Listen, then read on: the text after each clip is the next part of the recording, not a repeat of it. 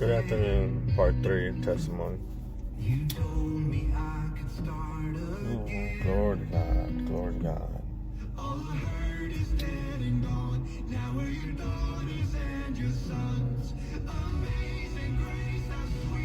Yeah, when I was little, I remember I tried to hang myself when I was, between 11 and 13 years old. We were living in a trailer. Dad was always outside drinking and working on cars. Mom trying to take care of 4 kids. It was pretty tough for her. And I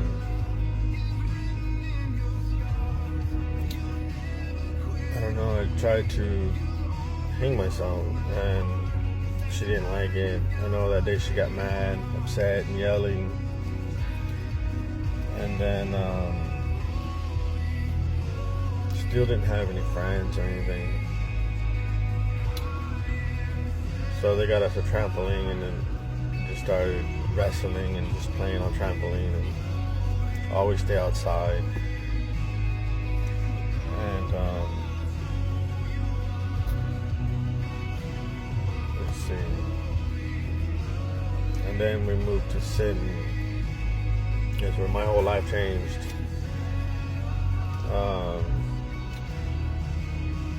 I still got picked on in the school, still got shoved around, fights, still drugs, still selling drugs. Nothing really changed. Then I got kicked out of school to a bad school for fighting, right a year before graduation. And then I had 2 kids, I got married, everything was okay. And then started selling drugs again, then I ended up doing the drugs again. It just didn't, your whole life just goes down. It was not the same. And then I ended up leaving. All I took was the Bible and a sweatshirt. Then I came back to Portland, Texas with my stepdad. Then everything was okay for a while. Like I started my life over again.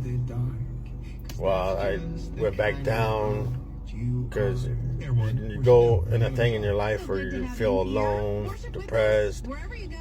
So I started stealing his medicines for depression until he found out. And then I ended up going to a place to help me. And they ended up giving me medications for major depression and depression. And all I do was just sleep and sleep and sleep. And then a year had went by and I just didn't care anymore. Like nothing existed. I didn't care. And then I got child support papers in the mail because I had 2 boys at the time. And I was going in and out of jail, in and out of jail. And I finally just woke up saying it's just not for me. I'm not into all of these gangs and in and out of jail, never have anything, nothing, no. It's just terrible. So my mom and my stepdad invited me to stay with them in Houston. And that's when I went to Houston and tried to change my life. Ended up getting a job at a car wash. Everything went fine. I wasn't drugs no more. I was clean. And it just takes that little moment, and you're doing drugs again. Nothing's going perfect anymore. You know what I mean? You smile and act like everything is fine, but the little child inside of you is broken and just torn up.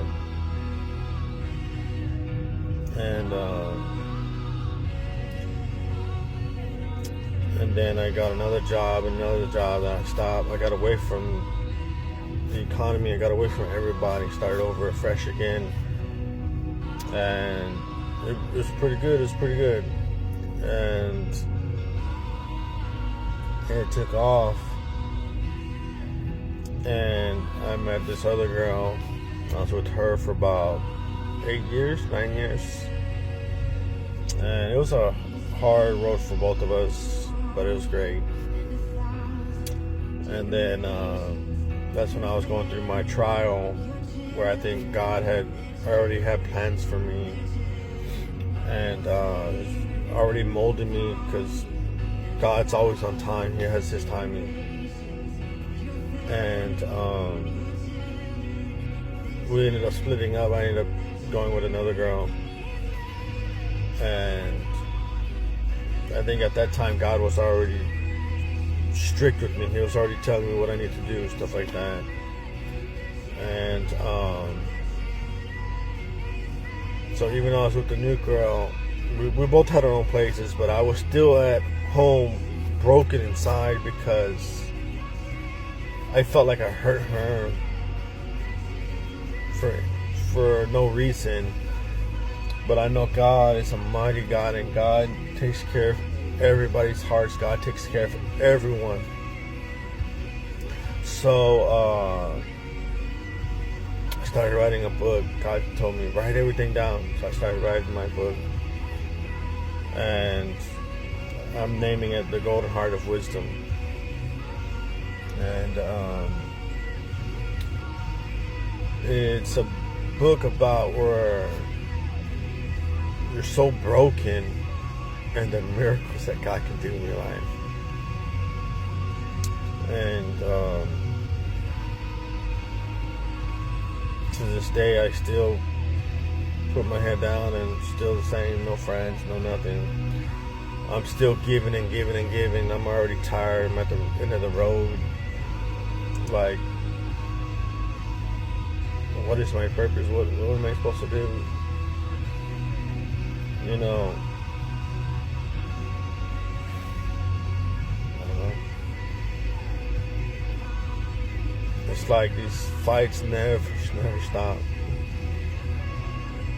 Never stop.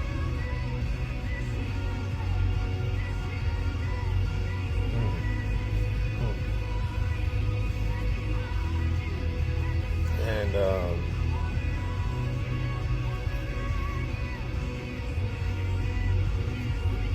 you know, at one point the devil even tried to break me down. When I first moved back, I got a little RV. My rent was coming up. I only had $600. It was $800 for my rent. And my ex-wife called me, and, oh, your kids are in jail. They're crying for you to go get them out now. So I paused and said, God, what do you want me to do? You brought me back home for a purpose. I only got the rent money, and now this. And God had told me, let them sit. They're in my hands. Let them sit. So, okay. So I let them there. Say, you know, Lord, they're in your hands. At that point, I've already given God everything. The job, the girlfriend, you know, I've given up the apartment, both apartments. I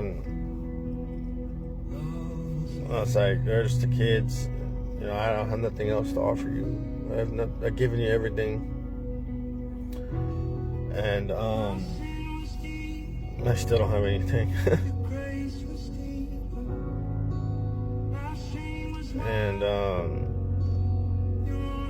lot of days, you know, it's harder to put on a smile that the inside is broken. And it always will be. And, you know, it's hard for me because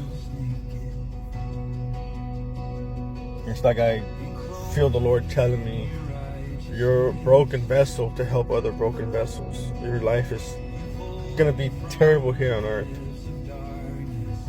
but in heaven, you're a Prince of Peace. you have everything you need up here in heaven.